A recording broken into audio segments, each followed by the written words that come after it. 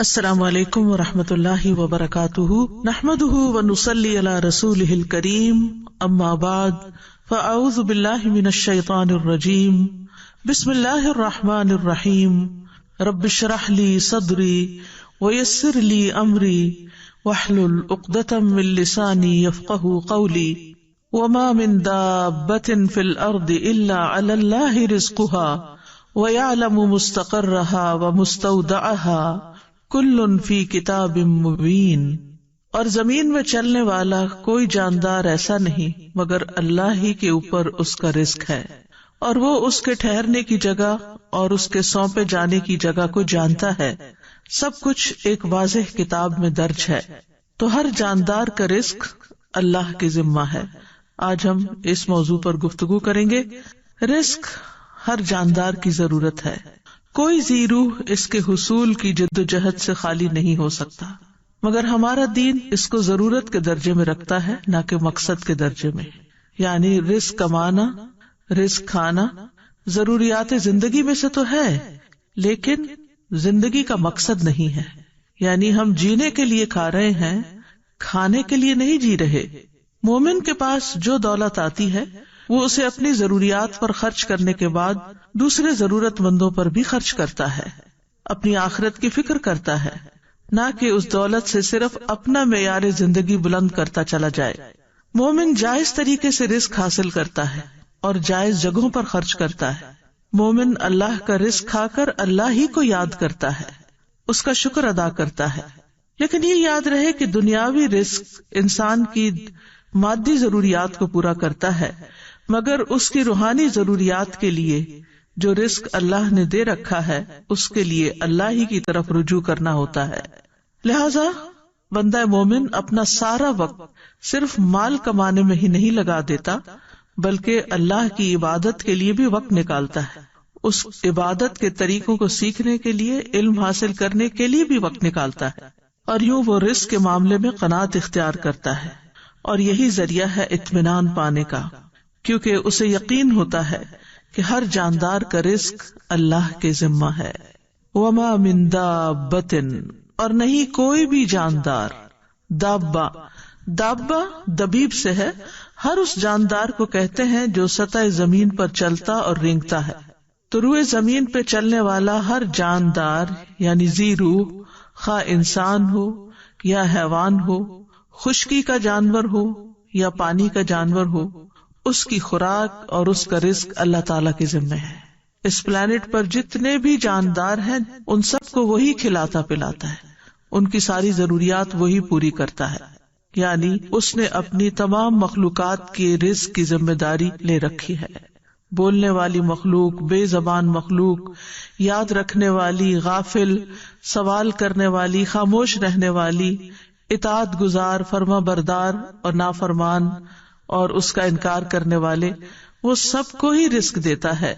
زمین پہ بکھری ہوئی جتنی بھی مخلوق ہے، زمین میں بسیرا کرنے والی جتنی بھی مخلوق ہے، آسمان کے کناروں پہ محو پرواز جو بھی مخلوق ہے، سمندر کی گہرائیوں میں تیرنے والی جو بھی مخلوق ہے، ان سب کی تعداد کو بھی وہی جانتا ہے، ان کی اقسام اور ضروریات کو جانتا ہے، اور انہیں ہر لمحے رزق پہنچا رہا ہے۔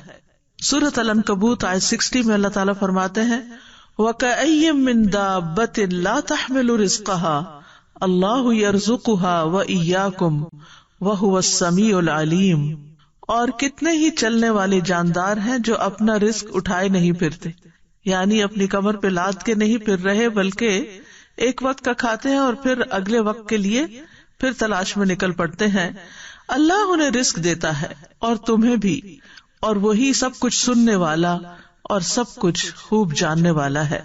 پرندوں کو رزق دینے والا بھی اللہ ہے۔ عمر بن خطاب سے روایت ہے، کہتے ہیں کہ رسول اللہ صلی اللہ علیہ وسلم نے فرمایا، اگر تم اللہ پر اس طرح توکل کرو جس طرح حق ہے توکل کرنے کا، تو وہ تمہیں اسی طرح روزی دے جیسے وہ پرندوں کو دیتا ہے۔ صبح کو وہ بھوکے اٹھتے ہیں اور شام کو پیٹ بھرے ہوئے آتے ہیں، لیکن وہ سارا دن رزق تلاش کرتے ہیں، یعنی ان کے گھونسلے تک نہیں پہنچتا بلکہ وہ اس کے لیے کوشش اور محنت کرتے ہیں۔ جانوروں کے رزق کا بھی مالک اللہ ہے۔ اس سلسلے میں مسند احمد میں ایک روایت آتی ہے، ابو سعید خدری سے مروی ہے، وہ کہتے ہیں کہ ایک بھیڑیے نے ایک بکری پر حملہ کیا اور اس کو پکڑ کر لے گیا. چرواہے نے اس کا تعاقب کیا اور اس سے بکری چھین لی. وہ بھیڑیا اپنے دم کے بل بیٹھ کر کہنے لگا کہ تم اللہ سے نہیں ڈرتے کہ تم نے مجھ سے میرا رزق جو اللہ نے مجھے دیا تھا چھین لیا. وہ چرواہا کہنے لگا تعجب ہے کہ ایک بھیڑیا اپنے دم پر بیٹھ کر مجھ سے انسانوں کی طرح بات کر رہا ہے. تو وہ بھیڑیا کہنے لگا میں تمہیں اس سے زیادہ تعجب کی بات نہ بتاؤں؟ محمد صلی اللہ علیہ وسلم یثرب میں لوگوں کو ماضی کی خبریں بتا رہے ہیں. جب وہ چرواہا اپنی بکریوں کو ہانکتا ہوا مدینہ پہنچا تو اپنی بکریوں کو کسی گوشے میں جمع کیا اور رسول اللہ صلی اللہ علیہ وسلم کی خدمت میں حاضر ہوا اور سارا واقعہ سنایا. رسول اللہ صلی اللہ علیہ وسلم کے حکم پر الصلاۃ جامعۃ کی منادی کر دی گئی، اور یہ اس وقت ہوتا تھا جب آپ سب لوگوں کو نماز کے وقت کے علاوہ اکٹھا کرنا چاہتے تھے. پھر آپ اپنے گھر سے نکلے اور چرواہے سے فرمایا کہ لوگوں کے سامنے اپنا واقعہ بیان کرو. اس نے لوگوں کے سامنے سارا واقعہ بیان کر دیا. رسول اللہ صلی اللہ علیہ وسلم نے فرمایا اس نے سچ کہا. تو یہاں پر اللہ سبحانہ تعالیٰ بندوں کو تسلی دے رہے ہیں کہ رزق کے معاملے میں زیادہ پریشان نہ ہو، کیونکہ سب کا رازق اللہ ہی ہے، وہی سب کو رزق فراہم کرتا ہے. یہ اللہ کا وعدہ ہے اور اس کی ایک سچی ضمانت ہے، اس کا فضل اور مہربانی ہے. حالانکہ اللہ کے ذمے کچھ بھی واجب نہیں ہے، لیکن اگر اللہ نے یہ وعدہ کر رکھا ہے تو پھر یہ ضرور پورا ہو کر رہے گا، کیونکہ اللہ وعدے کی خلاف ورزی نہیں کرتا. شیطان انسانوں سے فقر کا وعدہ کرتا ہے جبکہ اللہ فضل کا وعدہ کرتا ہے. سورۃ البقرہ میں آتا ہے الشیطان یعدکم الفقر ویأمرکم بالفحشاء واللہ یعدکم مغفرۃ منہ وفضلا واللہ واسع علیم. شیطان تمہیں فقر کا ڈراوا دیتا ہے اور تمہیں شرمناک بخل کا حکم دیتا ہے، اور اللہ تمہیں اپنی طرف سے بڑی بخشش اور فضل کا وعدہ دیتا ہے، اور اللہ وسعت والا سب کچھ جاننے والا ہے. ابن عباس کہتے ہیں کہ دو چیزیں اللہ کی طرف سے ہیں، دو شیطان کی طرف سے ہیں. شیطان تم سے محتاجی کا وعدہ کرتا ہے اور کہتا ہے اپنا مال خرچ نہ کرو، اسے اپنے ہی پاس روک کر رکھو کیونکہ تمہیں آئندہ اس کی ضرورت ہوگی، اور وہ تمہیں بے حیائی کا حکم بھی دیتا ہے. اور اللہ تم سے وعدہ کرتا ہے کہ وہ ان نافرمانیوں پر تمہیں معاف کر دے گا اور رزق میں اضافہ کر دے گا. اور جہاں تک لفظ رزق کا تعلق ہے تو ابن منظور لسان العرب میں کہتے ہیں رزق سے مراد ہر وہ چیز ہے جس کے ساتھ ہر زندہ مخلوق کی زندگی قائم ہوتی ہے، خواہ وہ چیز مانوی ہو یا مادی ہو. یعنی ہر زندہ مخلوق جس چیز پر انحصار کرتی ہے، جس پر اس کی زندگی کا دار و مدار ہوتا ہے، وہ اس کے لیے رزق ہے. لیکن یاد رکھیے کہ رزق صرف کھانا پینا ہی نہیں، صرف مال ہی نہیں، بلکہ ہر نعمت رزق ہے. یعنی بعض لوگ سمجھتے ہیں کہ شاید مال کا ملنا ہی رزق ہے، جبکہ ہر وہ نعمت جو اللہ نے آپ کو دی ہے وہ اللہ کا رزق ہے. اس میں مال بھی ہے، آل اولاد بھی ہے، اہل و عیال ہے، صحت، محبت، قبولیت، یہ ساری چیزیں رزق کہلاتی ہیں. یعنی یہ ساری انسان کی ضروریات ہیں اور اللہ سبحانہ تعالیٰ ان ضروریات کو پورا کرتا ہے. یعنی ہر عطا کردہ چیز جو ہے وہ اللہ کا رزق ہے. اور پھر رزق کی دو قسمیں ہیں، ایک عام رزق ہے، ایک خاص رزق ہے. عام رزق سے ہر نیک اور فاجر فائدہ اٹھاتا ہے، اس میں حیوان، انسان، جن سب شامل ہیں.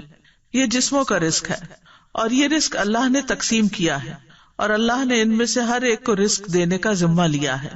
دوسرا خاص رزق ہے، اور یہ رزق کی دوسری قسم اللہ اپنے انبیاء اور اپنے رسولوں کے ہاتھوں پر اپنے بندوں میں سے جسے چاہتا ہے یہ رزق عطا کرتا ہے، اور یہ ایمان اور توحید کا رزق ہے. یہ تو اللہ تعالیٰ اس کو عطا کرتا ہے جو اس کا حقدار ہو اور جو اللہ کا شکر گزار ہو. لیکن بہرحال اللہ بہت فضل والا، بہت زیادہ احسان کرنے والا ہے، اور رزق اس کو دیتا ہے جو اس کے اسباب کو اختیار کرتا ہے. اور سب سے عظیم اور بہترین رزق جنت ہے، جو سب سے بہتر، سب سے مکمل، سب سے افضل، سب سے عزت والا رزق اور سب سے بلند اور سب سے زیادہ قائم رہنے والا وہ رزق جو اللہ اپنے بندوں کو دے گا، وہ جو کبھی نہ ختم ہوگا، اور یہ مومنوں کے ساتھ خاص ہے. وَمَن يُؤْمِن بِاللَّهِ وَيَعْمَلْ صَالِحًا يُدْخِلْهُ جَنَّاتٍ تَجْرِي مِن تَحْتِهَا الْأَنْهَارُ خَالِدِينَ فِيهَا أَبَدًا قَدْ أَحْسَنَ اللَّهُ لَهُ رِزْقًا.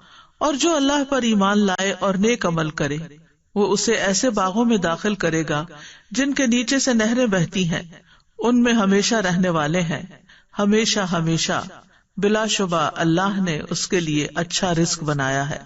تو فرمایا وما من دابۃ الا علی اللہ رزقھا ویعلم مستقرھا ومستودعھا، اور وہ اس کا ٹھکانہ اور اس کے سونپے جانے کی جگہ کو بھی جانتا ہے۔ مستقر سے مراد وہ جگہ ہے جس کی طرف ہر کوئی چیز جگہ پکڑتی ہے اور رات اور دن بھی اسی میں ٹھہرتے ہیں، اور مستودع یہ وہ جگہ ہے جس میں کوئی چیز دفن کی جاتی ہے جب موت آتی، تو گویا مستقر ہوا دنیا کا ٹھکانہ اور مستودع ہوا مرنے کے بعد کا ٹھکانہ یعنی قبر۔ اور لیکن ابن عباس کہتے ہیں کہ مستقر سے مراد یا تو جنت ہے یا جہنم، یعنی اللہ سبحانہ وتعالیٰ کو پہلے سے ہی پتا ہے کہ کون لوگ جنت میں جائیں گے اور کون کون جہنم میں جائیں گے، کیونکہ قرآن مجید میں آتا ہے جنت کے بارے میں حسنت مستقرا و مقاما، کہ کتنی اچھی ٹھہرنے کی جگہ ہے۔ تو گویا اس طرح پھر اللہ تعالیٰ ہر جاندار کی موجودہ زندگی کے حالات بھی جانتا ہے اور موت کے بعد کے بھی حالات جانتا ہے۔ اللہ تعالیٰ وہ تمام جگہ جانتا ہے جہاں انسان نے کچھ مدت کے لیے ٹھہرنا ہے، خواہ وہ باپ کی پشت ہو یا ماں کا رحم ہو یا زمین کا کوئی حصہ ہو جہاں اس نے زندگی گزارنی ہے۔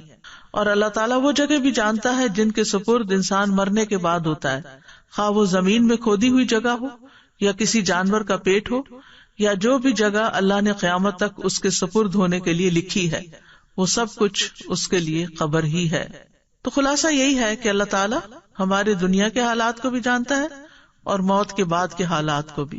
اللہ کا علم کامل ہے، وہ بحر و بر کی ایک ایک چیز کا علم رکھنے والا ہے۔ سورۃ الانعام میں فرمایا وَعِندَهُ مَفَاتِحُ الْغَيْبِ لَا يَعْلَمُهَا إِلَّا هُوَ وَيَعْلَمُ مَا فِي الْبَرِّ وَالْبَحْرِ وَمَا تَسْقُطُ مِنْ وَرَقَةٍ إِلَّا يَعْلَمُهَا وَلَا حَبَّةٍ فِي ظُلُمَاتِ الْأَرْضِ وَلَا رَطْبٍ وَلَا يَابِسٍ إِلَّا فِي كِتَابٍ مُبِينٍ، اور اسی کے پاس غیب کی چابیاں ہیں، انہیں اس کے سوا کوئی نہیں جانتا، اور وہ جانتا ہے جو کچھ خشکی اور سمندر میں ہے، اور کوئی پتا نہیں گرتا مگر وہ اسے جانتا ہے، اور زمین کے اندھیروں میں کوئی دانہ نہیں، اور نہ کوئی تر چیز ہے نہ خشک مگر وہ ایک واضح کتاب میں ہے۔ کوئی چیز جو ذرے برابر بھی ہو اس کے علم سے باہر نہیں۔ سورۃ یونس میں آتا ہے وَمَا يَعْزُبُ عَنْ رَبِّكَ مِن مِّثْقَالِ ذَرَّةٍ فِي الْأَرْضِ وَلَا فِي السَّمَاءِ وَلَا أَصْغَرَ مِن ذَلِكَ وَلَا أَكْبَرَ إِلَّا فِي كِتَابٍ مُبِينٍ، اور تیرے رب سے کوئی ذرہ برابر چیز بھی نہ زمین میں غائب ہو سکتی ہے اور نہ آسمان میں، اور نہ اس سے کوئی چھوٹی چیز یعنی ذرے سے چھوٹی چیز اور نہ کوئی بڑی چیز مگر ایک واضح کتاب میں موجود ہے۔ کل فی کتاب مبین، ہر چیز لوح محفوظ میں لکھی ہوئی ہے، واضح کتاب میں لکھی ہوئی ہے۔ اور جو کچھ بھی ہوتا ہے، جو بھی حادثے زمین یا آسمان میں ہوتے ہیں، ان سب کا علم اللہ کے پاس ہے، اور وہ علم لکھا ہوا بھی ہے، یعنی اس نے ہر چیز کی تقدیر لکھ دی ہے، ہر چیز پر اس کی مشیت نافذ ہے، اور ہر ایک کے لیے اس کا رزق وسیع ہے۔ پھر اسی طرح آسمان اور زمین کی ہر خبر لکھی جا چکی ہے۔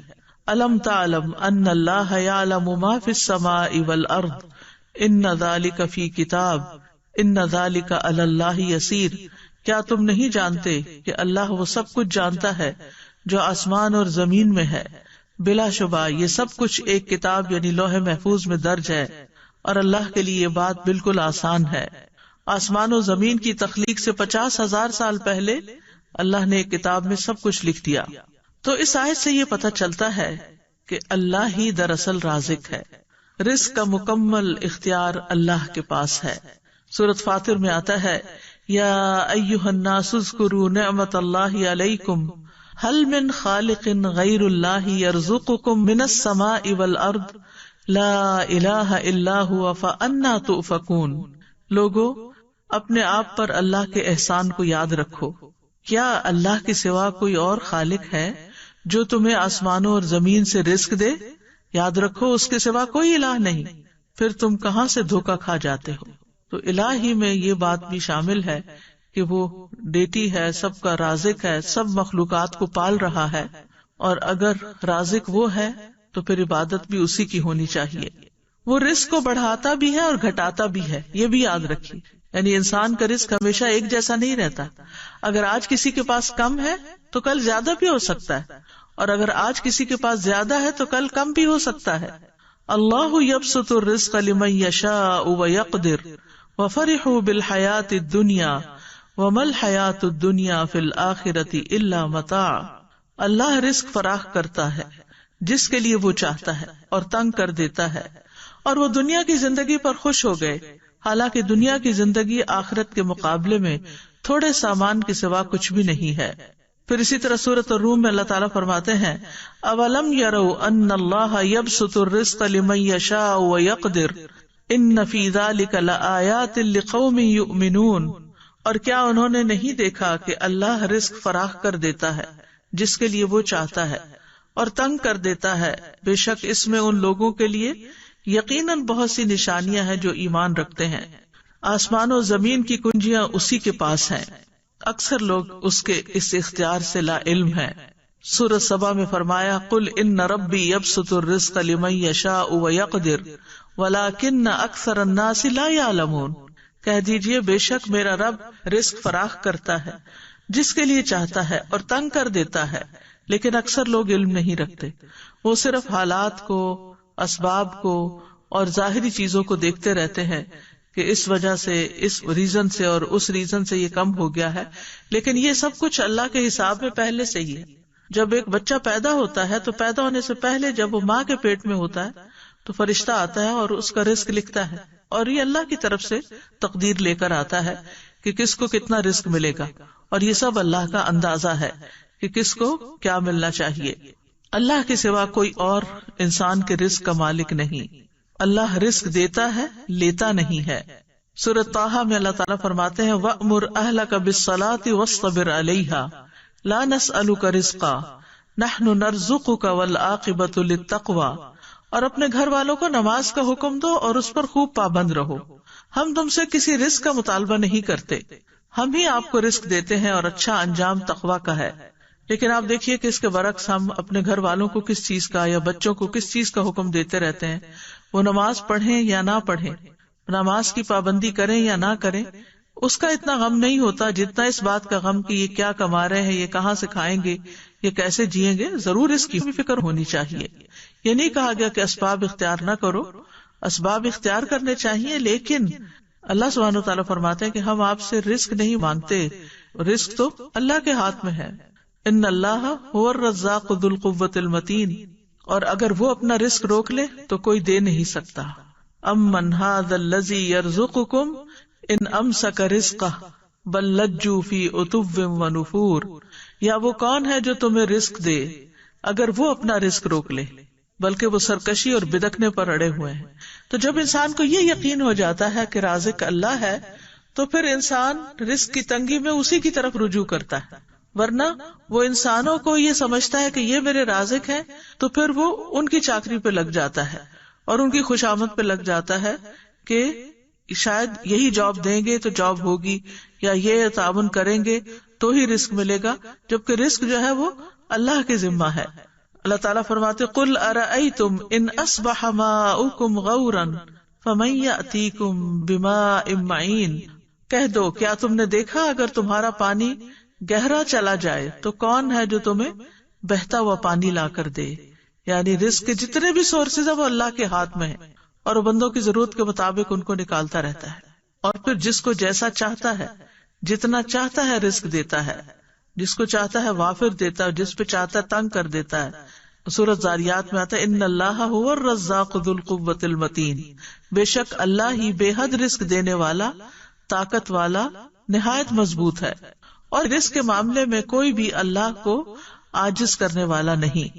یعنی اگر اللہ تعالیٰ دینا چاہے کسی کو تو کوئی روک نہیں سکتا، اور اگر وہ روک دے تو کوئی دے نہیں سکتا.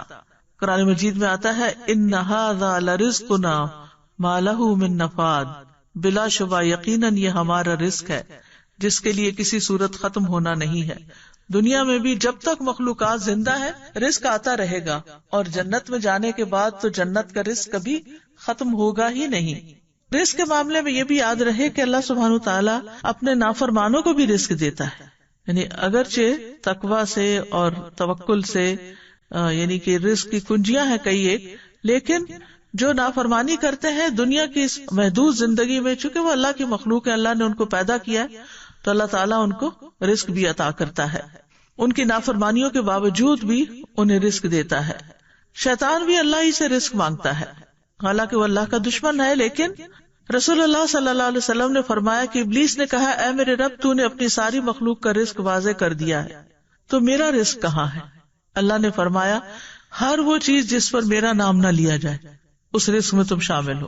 پھر اسی طرح آسمان والوں کو بھی وہی رزق دیتا ہے اور زمین والوں کو بھی وہی رزق دیتا ہے۔ حاتم الاسم سے پوچھا گیا، من این تاکلو، کہاں سے تم کھاتے ہو؟ یعنی تم کوئی کام کاروبار تو نہیں کرتے، کھاتے کہاں سے ہو؟ قال من عند اللہ، کہنے لگا اللہ کے پاس سے۔ ان کو کہا گیا، کیا اللہ تعالیٰ آسمان سے تمہارے لیے دینار و درہم نازل فرمائیں گے؟ انہوں نے کہا، کیا اللہ صرف آسمان ہی میں ہے؟ یہ زمین بھی اسی کی ہے اور یہ آسمان بھی اسی کا ہے، اگر وہ میرا رزق آسمان سے نہ دے گا تو زمین سے چلا کر میرے پاس لے آئے گا۔ ہم کہتے ہیں نا تمہارا آسمان سے اترے گا، بات یہ ہے کہ وہ زمین سے بھی لے آئے گا۔ پھر انہوں نے یہ شعر پڑھے، وَكَيْفَ أَخَافُ الْفَقْرَ وَاللَّهُ رَازِقِي، میں فقر سے کیوں ڈروں جبکہ اللہ میرا رازق ہے۔ وَرَازِقُ هَذَا الْخَلْقِ فِي الْعُسْرِ وَالْيُسْرِ، تنگی اور آسانی میں اس مخلوق کا رازق وہی ہے۔ تکفل بالارزاق للخلق کلہم، اس نے ساری مخلوقات کے رزق کا ذمہ لے رکھا ہے۔ وما من دابۃ الا علی اللہ رزقها وللضب فی البیداء والحوت فی البحر، گوہ کو صحرا میں رزق دیتا ہے اور مچھلی کو سمندر میں رزق دیتا ہے۔ اور پھر ہم دیکھیں کہ ہر مخلوق کی رزق کی ضرورت مختلف ہے، انسانوں میں سے بھی مختلف علاقوں کے رہنے والے لوگ مختلف طرح کی چیزیں کھاتے ہیں، اسی طرح پانی میں رہنے والے جانوروں کا رزق اور طرح ہے، خشکی والوں کا اور طرح، پرندوں کا اور طرح ہے، جنگلی جانوروں کا اور طرح ہے۔ پھر لوگوں کے ہاں پسند ناپسند بھی ہے، پھر ان کی ٹیسٹ کا بھی فرق ہے، کوئی مرچیں کھاتا ہے کوئی نہیں کھاتا، تو اسی کے مطابق اللہ سبحانہ وتعالیٰ نے اتنی ورائٹی پیدا کر دی ہے۔ اور یہ اتنی ورائٹی پیدا کرنے کا یہ مطلب نہیں کہ ہم ہر چیز ہی کھائیں یا ہر چیز ہمارے لیے بنی ہے، ہر ایک کی ضرورت کے مطابق اللہ تعالیٰ نے تقسیم کر رکھا ہے۔ کچھ لوگ کچھ چیزوں کو بالکل بھی نہیں کھا سکتے، ہم کہتے ہیں الرجی ہے، ٹھیک ہے الرجی ہوتی ہے، لیکن اصل میں تو پیچھے اللہ ہی کا اذن ہوتا ہے، وہ جس کو چاہے دے اور جس سے چاہے روک دے، جس کو چاہے وہ چیز کھانے دے اور جس سے چاہے وہ نہ کھانے دے۔ اور پھر اللہ وہاں سے رزق دیتا ہے جہاں سے بندہ گمان بھی نہیں کر سکتا۔ وَيَرْزُقُهُ مِنْ حَيْثُ لَا يَحْتَسِبُ وَمَن يَتَوَكَّلْ عَلَى اللَّهِ فَهُوَ حَسْبُهُ إِنَّ اللَّهَ بَالِغُ أَمْرِهِ قَدْ جَعَلَ اللَّهُ لِكُلِّ شَيْءٍ قَدْرًا، اور اسے رزق دے گا جہاں سے وہ گمان نہیں کرتا، اور جو کوئی اللہ پر بھروسہ کرے تو وہ اسے کافی ہو جاتا ہے۔ بے شک اللہ اپنا کام پورا کر کے رہتا ہے، یقیناً اللہ نے ہر چیز کے لیے ایک اندازہ مقرر کیا۔ اصل میں ہم جلد باز ہیں، ہم چاہتے ہیں کہ ہمارا کام وقت سے پہلے ہی ہو جائے، پھر مرنے کے بعد بھی اپنے بندوں کو وہی رزق دیتا ہے، خاص طور پر شہید جو ہیں ان کو مرنے کے بعد بھی رزق ملتا ہے۔ نبی صلی اللہ علیہ وسلم نے فرمایا، جب تمہارے بھائی احد میں شہید کر دیے گئے تھے تو اللہ نے ان کی روحوں کو سبز رنگ کے پرندوں کے پیٹوں میں کر دیا، جو جنت کی نہروں پہ آتے ہیں، وہاں کے پھل کھاتے ہیں، پھر سونے کی قندیلوں میں لوٹ جاتے ہیں جو عرش کے سائے میں لٹک رہی، یعنی ان کی روحوں کو اتنے اعلیٰ مقام پہ اللہ نے رکھا ہے۔ جب انہوں نے وہاں کے کھانے پینے اور آرام اور راحت کے مزے دیکھے تو کہا، کون ہے جو ہمارا یہ پیغام ہمارے بھائیوں تک پہنچا دے کہ ہم جنت میں زندہ ہیں، ہمیں رزق دیا جاتا ہے تاکہ وہ جہاد سے بے رغبت نہ ہو جائیں اور لڑائی میں بزدلی نہ دکھائیں۔ اللہ سبحانہ تعالیٰ نے فرمایا، میں تمہارا یہ پیغام ان تک پہنچا دوں گا۔ چنانچہ اللہ نے یہ آیت نازل کی، وَلَا تَحْسَبَنَّ الَّذِينَ قُتِلُوا فِي سَبِيلِ اللَّهِ أَمْوَاتًا بَلْ أَحْيَاءٌ عِندَ رَبِّهِمْ يُرْزَقُونَ، وہ لوگ جو اللہ کی راہ میں قتل ہوئے ان کے بارے میں یہ ہرگز خیال نہ کیجیے کہ وہ مردہ ہیں، بلکہ وہ زندہ ہیں، اپنے رب کے پاس رزق دیے جاتے ہیں۔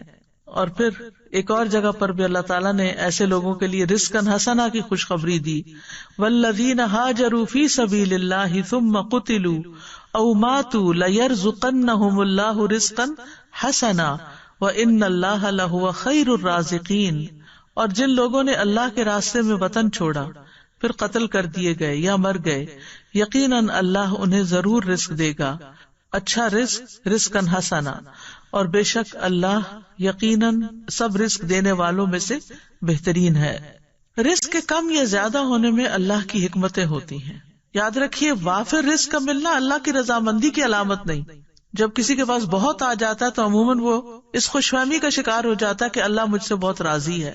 کبھی اللہ تعالیٰ گمراہ اور جاہل لوگوں کے رزق میں بہت اضافہ کر دیتا ہے، ان پر دنیا وسیع کر دیتا ہے، اور کبھی اہل ایمان پر رزق تنگ کر دیتا ہے. تو یہ نہیں سمجھا جانا چاہیے کہ جو کچھ ہمیں ملا ہے یہ زیادہ ملا ہے، یہ اللہ کی محبت یا چنے ہوئے ہونے کی دلیل ہے. اللہ دنیا اس کو بھی دیتا ہے جس سے وہ محبت کرتا ہے، اور اس کو بھی دیتا ہے جس سے وہ محبت نہیں کرتا، مگر ایمان صرف اس کو عطا کرتا ہے جس سے وہ محبت کرتا ہے. رزق کا گھٹنا بڑھنا جو ہے یہ اللہ کی طرف سے ایک امتحان ہے. جیسے اور بہت سی چیزوں میں امتحان ہے تو رزق کے معاملے میں بھی ایک امتحان ہے.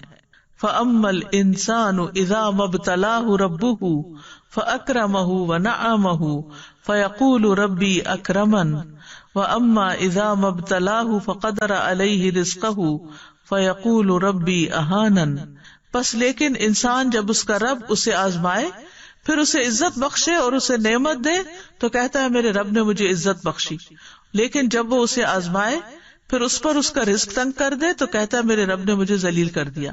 تو اللہ سبحانہ وتعالیٰ کے اس فرمان سے بالکل واضح ہو رہا ہے کہ یہ رزق کا دیا جانا اور رزق کا لیا جانا دونوں ہی امتحان ہے. پھر یہ ہے کہ کبھی رزق کی کمی خیر کا باعث بھی ہوتی ہے اور کبھی وافر رزق خیر کا باعث ہوتا ہے، کیونکہ رزق کا وافر ہونا بہرحال آزمائش تو ہے، لیکن نیک انسان کے لیے اچھا مال خوش قسمتی کی علامت ہے، کیونکہ وہ اسے اچھے کاموں میں صرف کرتا ہے اور اس سے اس کے درجات اور بلند ہوتے ہیں. مومن ایسا نہیں ہوتا کہ جب اس کو زیادہ مال ملے تو وہ صرف اپنا معیار زندگی بڑھانے کی فکر کرے، بلکہ وہ ضرورت کے بعد دوسروں کا خیال رکھتا ہے. بعض اوقات رزق کا وافر ہونا سرکشی کا باعث بھی بن جاتا ہے، اس لیے اللہ سبحانہ تعالیٰ ایک حد کے اندر ہی سب کو رزق دیتا ہے. وَلَوْ بَسَطَ اللَّهُ الرِّزْقَ لِعِبَادِهِ لَبَغَوْا فِي الْأَرْضِ وَلَكِنْ يُنَزِّلُ بِقَدَرٍ مَا يَشَاءُ إِنَّهُ بِعِبَادِهِ خَبِيرٌ بَصِيرٌ. اور اگر اللہ اپنے بندوں کے لیے رزق فراخ کر دیتا تو یقیناً وہ زمین میں سرکش ہو جاتے، لیکن وہ ایک اندازے کے ساتھ اتارتا ہے جتنا وہ چاہتا ہے. یقیناً وہ اپنے بندوں سے خوب باخبر، خوب دیکھنے والا ہے. تو فرما برداروں کے لیے وافر رزق جو ہے وہ بہترین چیز ہے. سلیمان علیہ السلام کو اللہ سبحانہ تعالیٰ نے ایسی حکومت عطا کی تھی کہ جو کسی کو عطا نہیں ہوئی. اللہ نے ان کے لیے ہواؤں کو تابع کر دیا، جہاں ان کو جانا ہوتا وہ ان کے حکم پر نرمی کے ساتھ چلتی. شیاطین ان کے لیے مسخر کر دیے جو سب معمار اور غوطہ زن تھے، اور کچھ دوسرے زنجیروں میں جکڑے ہوئے تھے.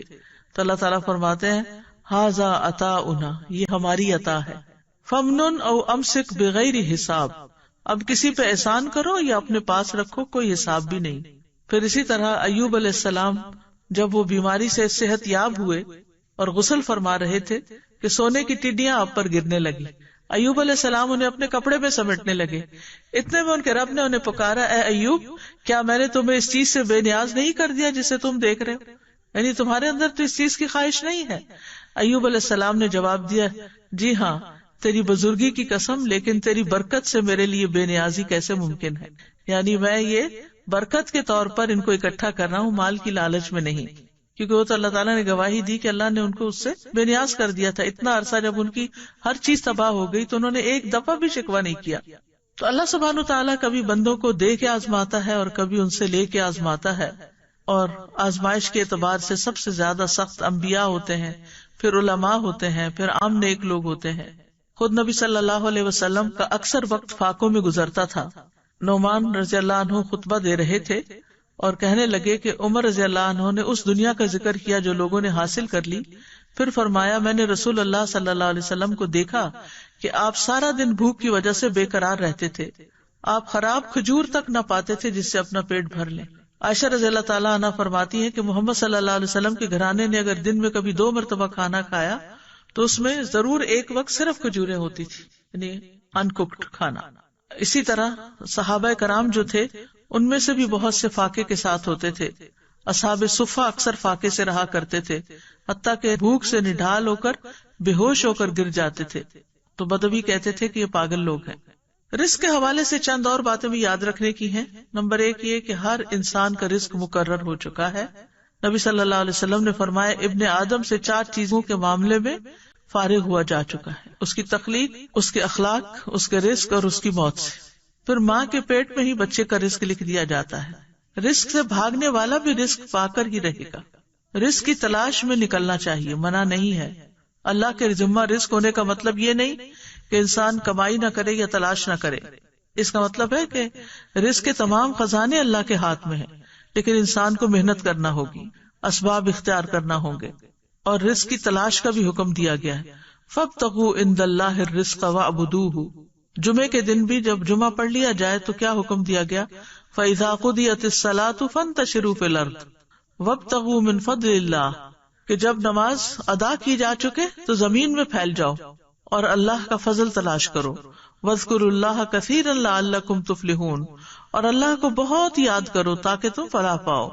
پھر زمین میں چلنے پھرنے کا حکم ہے اور رزق کھانے کا حکم ہے۔ فَامْشُوا فِي مَنَاكِبِهَا وَكُلُوا مِن رِّزْقِهِ وَإِلَيْهِ النُّشُورُ، کہ اس کے کندھوں پہ چلو، یعنی سفر کرو، کمائی کرو، محنت کرو، اور اس کے دیے ہوئے میں سے کھاؤ، اور اس کی طرف دوبارہ تمہیں اٹھ کے جانا ہے۔ رزق کی تلاش کے لیے جانا انبیاء کی سنت ہے۔ اسماعیل علیہ السلام کی شادی کے بعد ابراہیم علیہ السلام اپنے چھوڑے ہوئے خاندان کو دیکھنے آئے۔ اسماعیل علیہ السلام گھر پر نہیں تھے، دوبارہ آئے، دوبارہ بھی گھر پہ موجود نہیں تھے۔ آپ ان کی بیوی کے ہاں گئے، ان سے اسماعیل علیہ السلام کے بارے میں پوچھا، انہوں نے بتایا کہ ہمارے لیے روزی تلاش کرنے گئے ہیں۔ پھر اسی طرح صحابہ کی صفت قرآن میں بتائے گی، وَآخَرُونَ يَضْرِبُونَ فِي الْأَرْضِ يَبْتَغُونَ مِن فَضْلِ اللَّهِ، اور کچھ دوسرے زمین میں سفر کریں گے، اللہ کا فضل تلاش کریں گے۔ پھر اسی طرح رزق کی تلاش میں اعتدال سے کام لینا چاہیے، یعنی سارا وقت اس میں نہیں لگانا چاہیے، کیونکہ ہر ایک کو وہ ملے گا جو اس کے لیے لکھ دیا گیا ہے۔ یاد رکھیے، رزق کے لیے محنت کرنے، کمانے کے علاوہ کچھ اور چیزیں بھی ہیں کہ جو انسان کے رزق کو بڑھاتی ہیں، جس میں نمبر 1 ایمان اور تقوی اختیار کرنا۔ وَمَن يَتَّقِ اللَّهَ يَجْعَل لَّهُ مَخْرَجًا وَيَرْزُقْهُ مِنْ حَيْثُ لَا يَحْتَسِبُ، جو اللہ کا تقوی اختیار کرے گا اللہ اس کے لیے مشکلات سے نکلنے کا راستہ بنا دے گا، اللہ اس کو وہاں سے رزق دے گا جہاں سے وہ گمان بھی نہیں رکھتا۔ پھر اسی طرح ایمان اور عمل صالح کرنے والے سے اللہ کا وعدہ ہے کہ وہ اس کو رزق عطا کرے گا۔ ابن عباس سے اس آیت کا مطلب پوچھا گیا، من عمل صالحا من ذکر او انثی وهو مؤمن فلنحیینہ حیاتا طیبہ، جو بھی نیک عمل کرے، مرد ہو یا عورت ہو اور وہ مومن ہو، تو یقیناً ہم اسے ضرور زندگی بخشیں گے، پاکیزہ زندگی، اور یقیناً ہم انہیں ان کا اجر ضرور بدلے میں دیں گے۔ تو انہوں نے کہا حیات طیبہ سے مراد حلال رزق ہے، کہ ایسے لوگوں کو اللہ تعالیٰ حلال رزق عطا کرے گا۔ پھر یہ ہے کہ رزق کمانے کے ساتھ ساتھ عبادت کے لیے وقت نکالنا چاہیے، ورنہ فرمایا ابن آدم مجھ سے دور نہ ہو، ورنہ میں تیرے دل کو فقر سے اور تیرے ہاتھ کو شغل سے بھر دوں گا۔ یعنی کام کبھی ختم نہیں ہوں گے، عبادت کے لیے بھی وقت نکالو۔ پھر فرائض کی ادائیگی، پھر اللہ کی اطاعت کرنا۔ حدیث میں آتا ہے رزق کی تلاش میں میانہ روی اختیار کرو، کہیں ایسا نہ ہو کہ رزق کا مؤخر ہونا تمہیں اس بات پر اکسا دے کہ تم اللہ کی نافرمانیاں کر کے اس کی تلاش میں پڑ جاؤ۔ یاد رکھو جو کچھ اللہ کے پاس ہے وہ اس کی اطاعت کر کے ہی حاصل کیا جا سکتا ہے، یعنی صرف دنیا کی طرف ہی توجہ نہ ہو بلکہ اللہ کی اطاعت کو بھی نہ بھولو۔ یاد رکھیں شروع میں ہم نے کہا تھا نا کہ رزق سے مراد صرف کھانا پینا ہی نہیں ہے بلکہ باقی چیزیں بھی ہیں۔ پھر اسی طرح نیکی کے کام کرنا، شکر گزار بننا نعمتوں کو بڑھا دیتا ہے۔ لئن شکرتم لازیدنکم، اگر تم شکر ادا کرو گے تو میں تم کو اور ضرور زیادہ دوں گا۔ پھر توبہ استغفار کرنا، اس سے رزق میں اضافہ ہوتا ہے۔ تسبیحات سے رزق ملتا ہے۔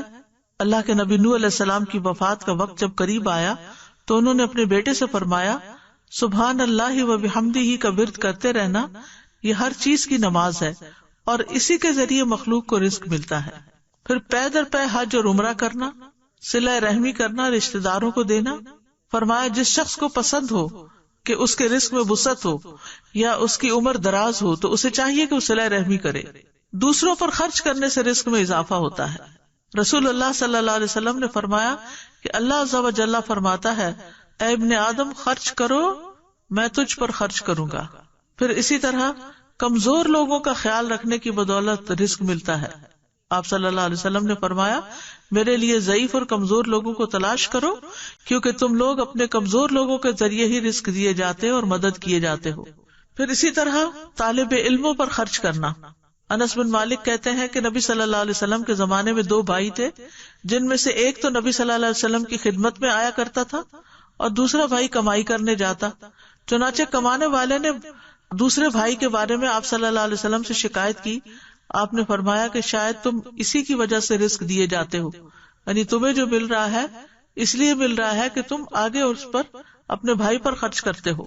اسی طرح رزق بڑھانے کے اسباب میں سے صبح کام کرنا، پھر خرید و فروخت میں سچ بولنا۔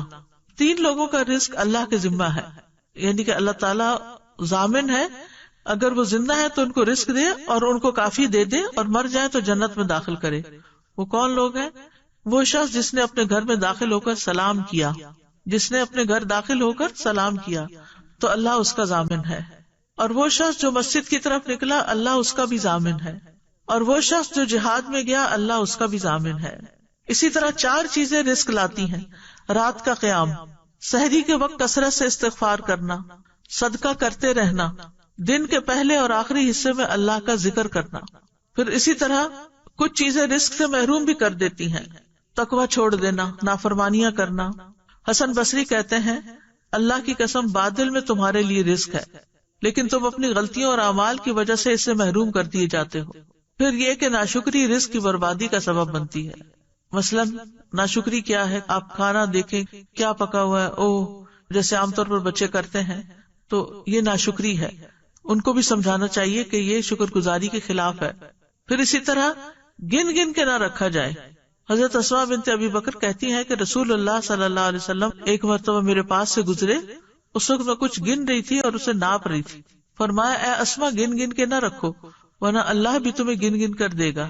کہتی ہے کہ رسول اللہ صلی اللہ علیہ وسلم کے اس ارشاد کے بعد میں نے اپنے پاس سے کچھ جانے والے یا آنے والے کو شمار نہیں کیا، نہیں کچھ میرے پاس آیا، کتنا مال آیا کتنا گیا اس کو میں نے کبھی گنا نہیں، آنے والے روپے پیسے کو مراد ہے۔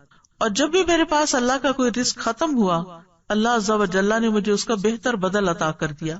جو خرچ نہ کرے اس کا مال تلف ہوتا ہے۔ 2 فرشتے صبح صبح دعا کرتے ہیں کہ اللہ خرچ کرنے والے کو اس کا بدلہ عطا کر اور روک رکھنے والے کا مال تلف کر دے۔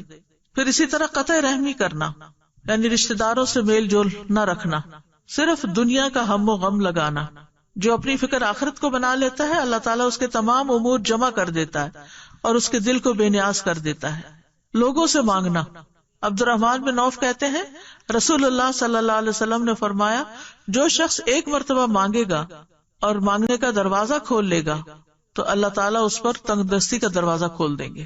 جو 1 مرتبہ مانگنے کا دروازہ کھول لیتا ہے اللہ اس پر تنگ دستی کا دروازہ کھول دیتے ہیں۔ اسی طرح جسے شدید ضرورت پڑ گئی اور اس نے لوگوں پہ پیش کر دیا تو اس کی وہ حاجت دور نہ ہوگی، اور جس نے اللہ پہ پیش کیا اللہ تعالیٰ عنقریب اس کو بے پرواہ کر دے گا۔ اس لیے ہر رزق کی تنگی میں اللہ ہی کی